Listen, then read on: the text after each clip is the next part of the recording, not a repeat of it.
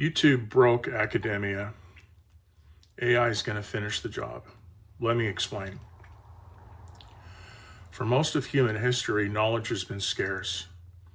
There weren't universities, there weren't schools, there were books, and there weren't that many of them. Gutenberg comes along, does not invent the printing press, makes it better. Books became cheap. Knowledge spreads. Getting knowledge was not the problem. Understanding became the problem. Judgment became the problem. This is where we are with AI today. Information is free. Search is free.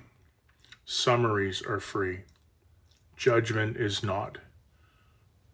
Judgment is difficult. Judgment requires prior knowledge, prior learning. Prior to Gutenberg, the belief was that knowledge was behind a wall. Most of it was written in Latin. Not everybody spoke Latin. Books were expensive. They took a long time to produce, and there weren't that many of them. After Gutenberg,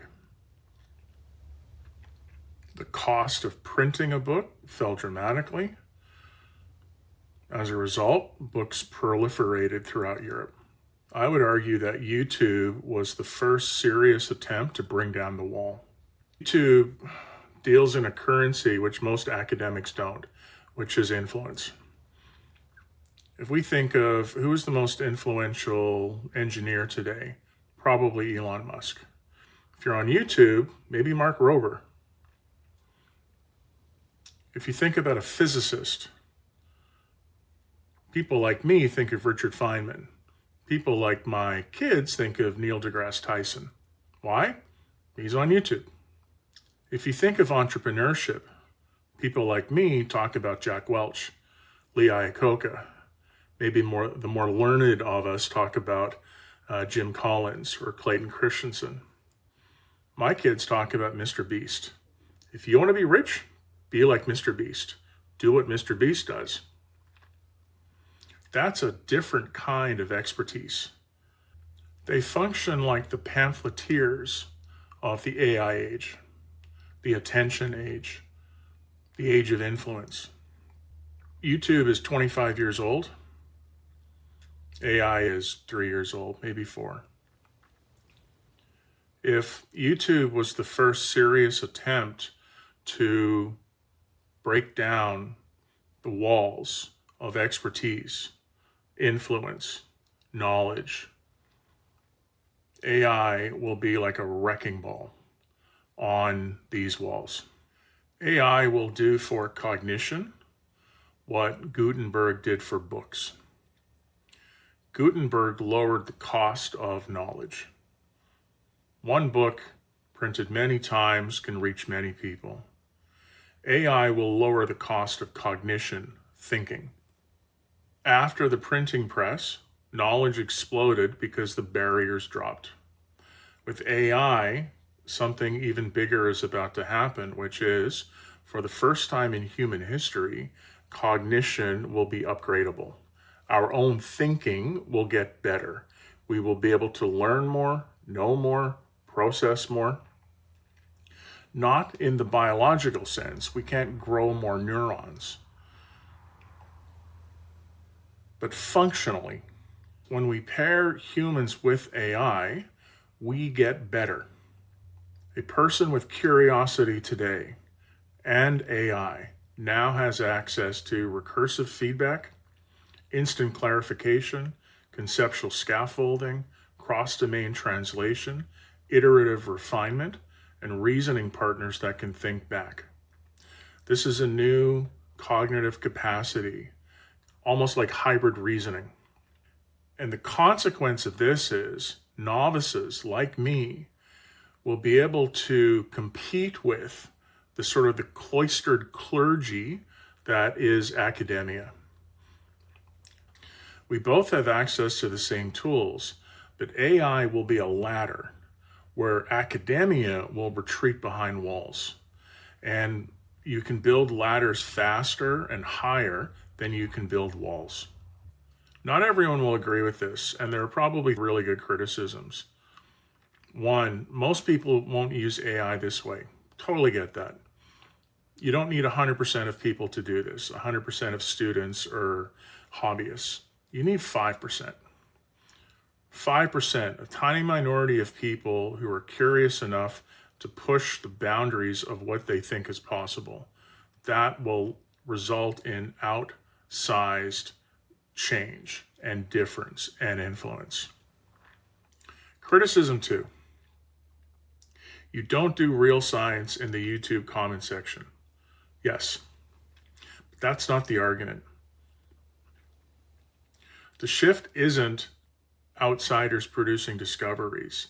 It's outsiders plus AI closing the conceptual distance enough to participate, challenge, and translate and accelerate real work. Third criticism. I'm an outlier. Yep, I probably am. But progress is not evenly distributed. If you have one outlier, if you have 10, if you have 20, that is enough to push the ball forward and probably make real change. The fourth criticism. Major breakthroughs require equipment and regulation. Absolutely. I do not have a particle accelerator in my garage. I do have books. I have a computer. I have access to AI. I might be able to produce an interesting worldview, a conceptual model. Einstein didn't have a lab. All he needed was a notebook and time. The monopoly on knowledge is ending. The floor is rising. This is not an attack on academia. I have a lot of friends in academia.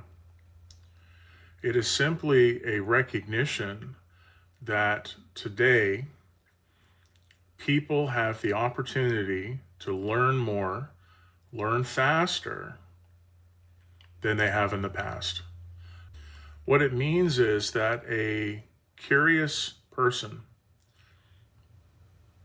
with knowledge, with books, with access to an AI is no longer 40 IQ points behind a determined grad student or tenured professor. Maybe now they're only 5 points behind. And that is a huge shift in the landscape. And I don't think academia is paying attention to this. So what happens next? AI does not eliminate the need for expertise. People still need it. It does eliminate the excuses for not developing it. What are the consequences? The brightest outsiders will be able to catch up faster than academia can update their course outlines.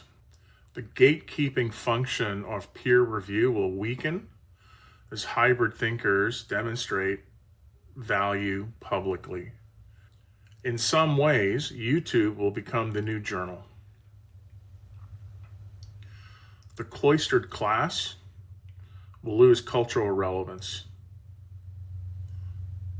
Not because they know less, but because the outside world will know more.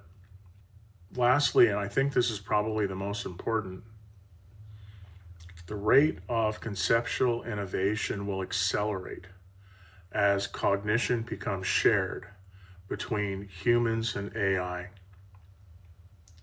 This is not the end of academia. It is the end of academia's monopoly on meaning making. The 19th century had the lecture, the 20th century had the textbook, the 21st century has the human-AI pair.